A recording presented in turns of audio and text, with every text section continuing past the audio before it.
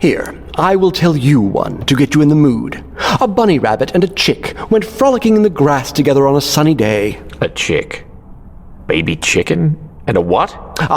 Forgot myself for a moment. Sorry. Let me make it more appropriate for you. A piece of wet slime and a disgusting crab thing with 17 legs slunk across the rocks together on an insufferably rainy day. Is that better? I suppose. Is the story over? Oh, it hasn't started yet. The rhythm got inside of Kaladin. It seemed to shake the entire room. What do you see? I don't... Close your eyes, idiot! Kaladin closed his eyes. This is stupid. What do you see? He's playing with me. They say that's what he does. He's supposedly Sigzil's old mentor. So, shouldn't I earn a reprieve by helping out his apprentice? Kaladin saw in his mind. A race. That's the song of a man who is running. In the driest part of the brightest day, the man set off from the eastern sea. And where he went or why he ran, the answer comes from you to me. He ran from the storm. The man was Fleet, whose name you know. He's spoken of in song and lore. The fastest man e'er known to live, the surest feet e'er known to roam. In time long past, in times I've known, he raced the herald Chanarach. He won that race as he did each one. But now the time for defeat had come. For Fleet, so sure, and Fleet, the quick, to all that heard he yelled his goal, to beat the wind and race a storm. A claim so brash, a claim too bold. To race the wind? It can't be done. Undaunted, Fleet was set to run. So to the east there went our Fleet. Upon the shore his mark was set. The storm grew strong, the storm grew wild. Who was this man all set to dash? No man should tempt the god of storms. No fool has ever been so rash. In his mind's eye, Kaladin saw the race. Fleet, a barefooted man. Wit claimed all knew of him, but Kaladin had never heard of such a story. Lanky, tall, with tied-back long hair that goes to his waist. He takes his mark on the shore, leaning forward in a running posture, waiting as the storm wall thunders and crashes across the sea toward him. Fleet tore off just in front of an angry, violent wall of water, lightning, and wind-blown rocks. At first, Fleet did well. O'er rock and grass our Fleet did run. He leaped the stones and dodged the trees, his feet a blur, his soul a sun. The storm so grand, it raged and spun. But away from it our Fleet did run.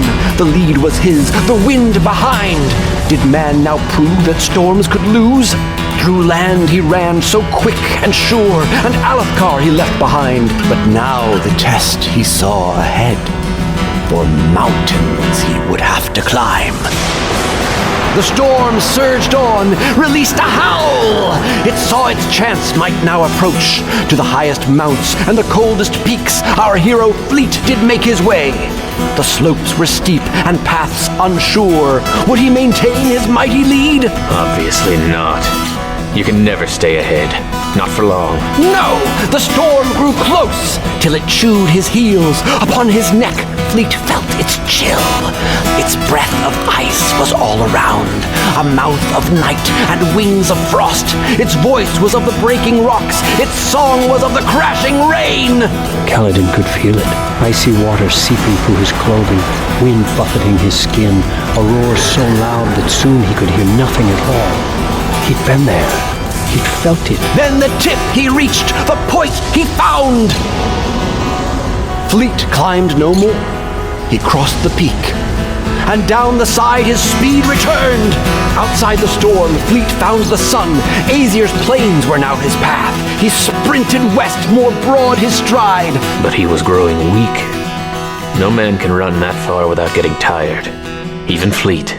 Yet soon the race its toll did claim. His feet like bricks, his legs like cloth. In gasps our runner drew his breath. The end approached, the storm outdone. but slowly did our hero run. More mountains. Shinovar. A final challenge raised its head, a final shadow to his dread. The land did rise up once again, the misted mountains guarding Shin. To leave the storming winds behind, our fleet again began to climb. The storm called up. The storms again came to his back, the winds again did spin around. The time was short, the ending near, as through those mounts our fleet did dash. It was right upon him, even going down the other side of the mountains, he was unable to stay very far ahead. He crossed the peaks, but lost his lead. The last paths lay before his feet, but strength he'd spent, and might he'd lost. Each step was toil, each breath in pain. A sunken land he crossed with grief. The grass so dead it did not move. But here the storm it too did wilt, with thunder lost and lightning spent. The drops slipped down, now weak as wet, for Shin is not a place for them. Ahead the sea, the race's end. Fleet stayed ahead, his muscles raw, eyes barely saw, legs barely walked, but on he went to destiny. The end, you know, the end will live. A shock for men, to me you'll give. Whit waited for Kaladin's reply. Enough of this. He died. He didn't make it. The end.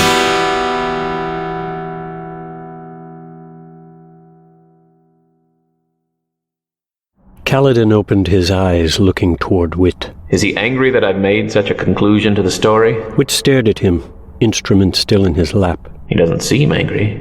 So, you do know this story? What? I thought you were making it up. No, you were. Then what is there to know? All stories told have been told before. We tell them to ourselves, as did all men who ever were, and all men who ever will be. The only things new are the names. So, Fleet. Was he real? As real as I am. And he died? Before he could finish the race? He died. Whit smiled. What? Kaladin rose to his feet. Upon that land of dirt and soil our hero fell and did not stir.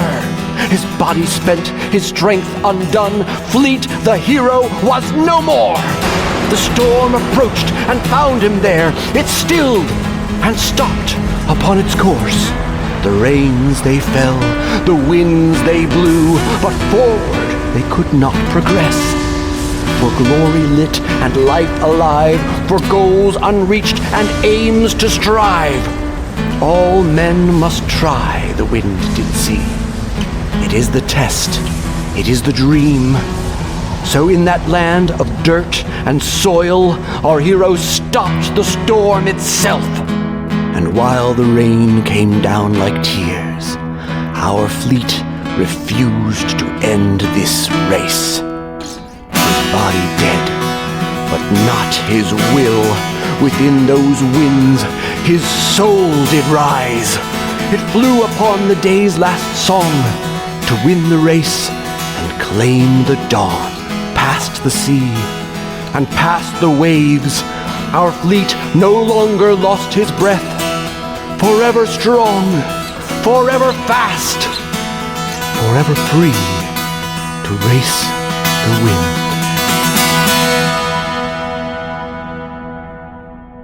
Kaladin gave it a moment. Whit looked at his instrument, a proud smile on his lips. Finally, he tucked his instrument under his arm, took his bag and sword, and walked toward the doorway out. What does it mean? It's your story. You decide. But you already knew it. I know most stories, but I'd never told this one before. What does it mean, Kaladin of Bridge 4? Kaladin storm-blessed? The storm caught him. The storm catches everyone, eventually. Does it matter? I don't know. Good. Then you have something to think about.